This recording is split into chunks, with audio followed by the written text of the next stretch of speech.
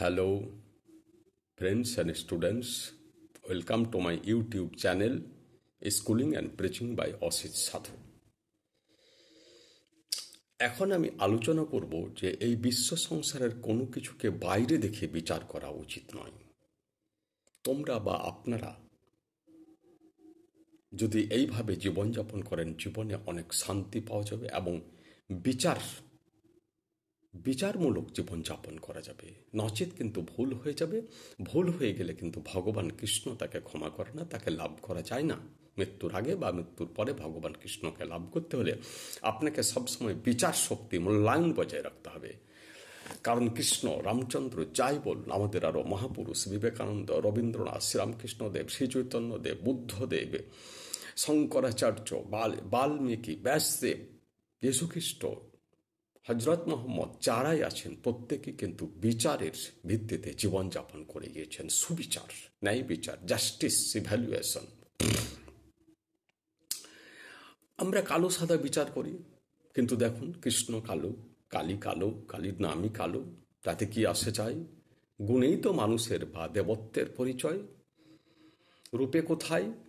রূপ তো একটা ক্ষণস্থায়ী ব্যাপার। শ্মশানে গেলে দেখা যায় কত রূপ দগ্ধ হয়ে যাচ্ছে, কত রূপবান রূপবতী মানুষ নরনারী শ্মশানে দগ্ধ হয়ে যাচ্ছে, পুড়ে ছাই হয়ে যাচ্ছে নিমেষের মধ্যে। তার এই মরদেহ, তার এই বডি নিশ্চিহ্ন হয়ে যাচ্ছে। সে কদাকারী হোক, আর সুন্দরী হোক, আর সাদাই হোক, আর কালোই হোক, no value, no difference, no distinction. ভেতরের ভিত্তিতে সবকিছুকে, গুণের ভিত্তিতে সবকিছুকে বিচার করতে হয়। যেগুলো খুব ক্ষণস্থায়ী জিনিস সেগুলো দেখবে খুব তাড়াতাড়ি ডিসকালার হয়ে যায়। একটা বিল্ডিং, একটা গাড়ি খুব তাড়াতাড়ি ডিসকালার হয়ে যায়। কিন্তু জ্ঞানীগুণী ব্যক্তিরা, মানুষ যত পুরাতন হবে তাদের মূল্য তত বেড়ে যাবে। আজ বাল্মীকি, ব্যাসদেবের কত সম্মান, রবীন্দ্রনাথ যত পুরাতন হচ্ছেন তত সম্মান বাড়ছে। যীশুখ্রিস্ট, বিবেকানন্দ, শ্রীরামকৃষ্ণদেব, মহাপ্রভু শ্রী চৈতন্য যাই বলুন, যত পুরাতন হচ্ছেন তাদের মূল্য তত বেড়ে যাচ্ছে।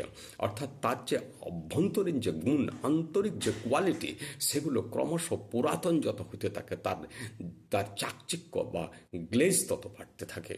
কিন্তু ক্ষণস্থায়ী জিনিস, যেগুলো দেহভিত্তিক জিনিস, মাটির জিনিস, মৃন্ময়, যেগুলো চিন্ময় নয়, সেগুলো খুব তাড়াতাড়ি ডিসকালার হয়ে যায়, ম্লান হয়ে যায়। কিন্তু একমাত্র আত্মাভিত্তিক জিনিস যেগুলো, সেগুলো এই বহিঃপ্রকৃতির দ্বারা প্রভাবিত হয় না। সমুদ্রের রত্ন আছে, কিন্তু উপরে তো কিছু নাই। রত্ন পেতে হলে আপনাকে সমুদ্রের গভীরে ডুব দিতে হবে। ফলের ভিতরে বীজকে পেতে হলে আপনাকে ফলের গভীরে যেতে হবে। উপরে কিছু না, উপরে কেবল ছাল চামড়া। হীরা পাবেন মাটির গভীরে। আমাদের মহাত্মা গান্ধী দেখতে মোটেই not beautiful, not handsome at all, he was quite an ugly man. But গোটা বিশ্ব, গোটা ভারতবর্ষ ওর এক কথায় সাড়া দিত এবং এক কথাতেই ঘর থেকে বেরিয়ে আসতো। আন্দোলন চলবে তো চলবে, চলবে না তো ভারতবাসী বলছে চলবে না। দার্শনিক সক্রেটিস সাংঘাতিক কদাকার লোক ছিলেন, কিন্তু কত বড় জ্ঞানী লোক, দার্শনিক লোক। তার চাকচিক্য আজ বেড়ে যাচ্ছে। কেউ কি তার মুখের কথা ভাবে? কেউ কি বলবে লোকটা দেখতে খারাপ ছিল, লোকটার বডিটা, মুখটা সুন্দর ছিল না?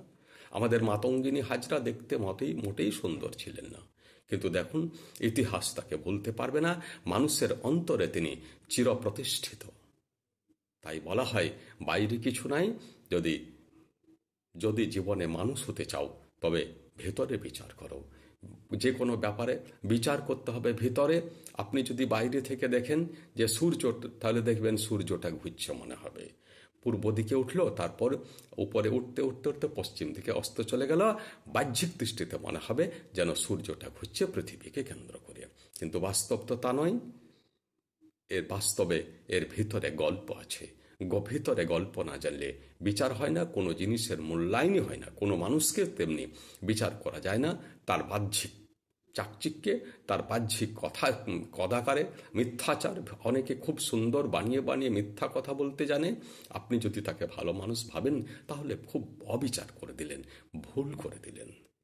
আবার অনেকে ভালো স্পিকিং দিতে পারে না, কিন্তু লোকটার খুব গুণ আছে। এর এমনও প্রচুর আছে যার খুব স্পিকিং পাওয়ার ভালো, কিন্তু জ্ঞানী নয়, বদমাইশ, সে ঝগড়াটে হবে। তার দ্বারা ভালো স্পিকিং পাওয়ারের দ্বারা তার দ্বারা কোনো ভালো কাজ হবে না, সে ঝগড়াটে হবে। কিন্তু স্পিকিং পাওয়ার যদি আমাদের নেতাজি ছিল, রবীন্দ্রনাথের ছিল, বিবেকানন্দের ছিল, স্পিকিং পাওয়ারের দ্বারা তারা কাজ করে দিলে, অর্থাৎ বাইরে নয়, তারা তাদের অভ্যন্তরীণ গুণ ছিল। শুধু স্পিকিং পাওয়ার থাকলে তো কাজ হবে না, তাহলে তো ঝগড়াটে হবে। দৈহিক শক্তি তা নয়, দৈহিক শক্তিও অপব্যবহার হয়ে যাবে। যদি লোকটার গুণবান না হয়, লোকটার চরিত্র স্বভাব খুব উন্নত মানের না হয়, তাহলে দৈহিক শক্তির দ্বারা সে সে ক্ষতি করবে, দেশের সমাজের অন্য লোকের ক্ষতি করবে।